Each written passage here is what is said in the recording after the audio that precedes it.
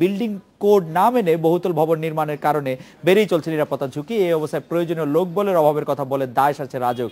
আর বিশেষজ্ঞরা বলছেন ভবন মালিকেরা উদ্যোগী হলে এড়ানো যেতে পারে অগ্নিকাণ্ড সহ বিভিন্ন দুর্ঘটনা।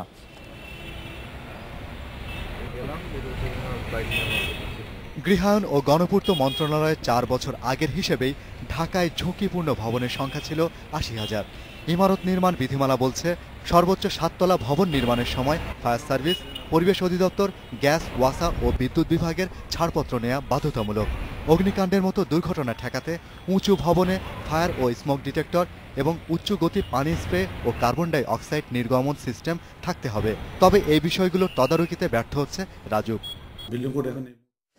এই বিষয়ে জানাতে আমাদের সঙ্গে যোগ দিচ্ছেন নগর পরিকল্পনাবিদ ইকবাল হাবিব।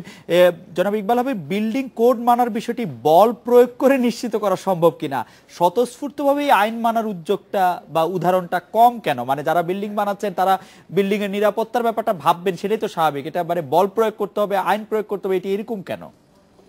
জনাব ইকবাল হাবিব, পৃথিবীর যে কোনো দেশেই এই ধরনের ভবনে ব্যবহারের পূর্বে তাকে সার্টিফিকেশন নিতে হয় এবং সেইটি লিফটের ক্ষেত্রে, বিদ্যুতায়নের ক্ষেত্রে, ফায়ার ব্রিগেডের ক্ষেত্রে একটি কথা বলা দরকার যে আমাদের এই অগ্নি নিরাপত্তাজনক যে সমস্ত কার্যক্রম এটি দেখার দায়িত্ব ফায়ার ব্রিগেড, সিভিল ডিফেন্সের, রাজুকের নয়। তবে এই সমন্বিতভাবে দেখার কোনো ব্যবস্থা নাই বলেই এইটি নির্বিচারে একের পর এক তোয়াক্কা না করার একটা মানসিকতা তৈরি হয়েছে। এবং আমরা যেহেতু শুরুতেই তাদেরকে ব্যবহারের পূর্বে এই ধরনের সার্টিফিকেশনের যে সিস্টেম রয়েছে সেটা কঠোরভাবে প্রতিপালন করছি না, সেই সমস্ত কারণে নির্বিচারে একবার ব্যবহার শুরু করলে তখন আর তাদেরকে বাধা দেওয়া যাচ্ছে না এবং তারা অনেকে হয়তো তখন ব্যবহারের কারণে প্রভাবশালী মানুষে পরিণত হচ্ছেন। আমি মনে করি ভুল যাওয়ার হয়েছে। টিকিং বোমের উপর বসে থেকে তো আর নগরায়ন করা সম্ভব না। অবিলম্বে কঠোর মনোভাব নিয়ে এই যে সার্টিফিকেশন ছাড়া যারা এই ধরনের ভূমি ব্যবহার বা ভবন ব্যবহার করছেন তাদেরকে আইন অনুযায়ী প্রতিটি ক্ষেত্রে আমরা যেটাকে বলি যে কনফর্মিটি করে এই ব্যবহার নিশ্চিত করতে বাধ্য করতে হবে।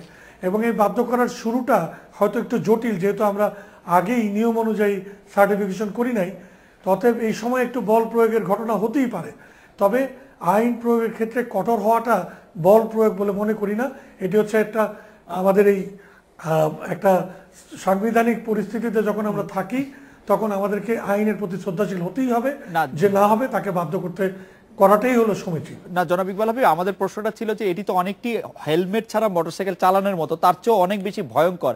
আমি পয়সা খরচ করে বিল্ডিং বানাচ্ছি, সেটি যদি আমি নিরাপদ না করি তাহলে তো সেটা আমারই সবচেয়ে বড় ক্ষতি, অন্য কারো ক্ষতির চেয়ে আমার সবচেয়ে বেশি ক্ষতি।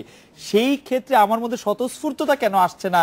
আমাকে কেন বল প্রয়োগই করতে হচ্ছে বা কেন আমি ওই সুযোগ নিচ্ছি? এর কারণ কি বলে আপনি বিভিন্ন সামাজিক সাংস্কৃতিক সংগঠনের সাথে এই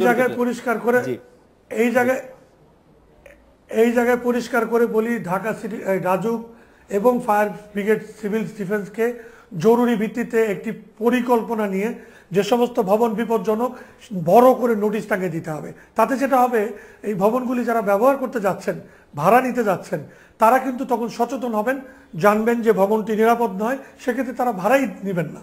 আমি মনে করি চাপটা অন্যভাবে আসা উচিত। রাইট, ইকবাল হাবিব আপনাকে অনেক ধন্যবাদ। এই ছিল আজকের এডিটর স্পিকে আমন্ত্রণ আমাদের পরের আয়োজনে।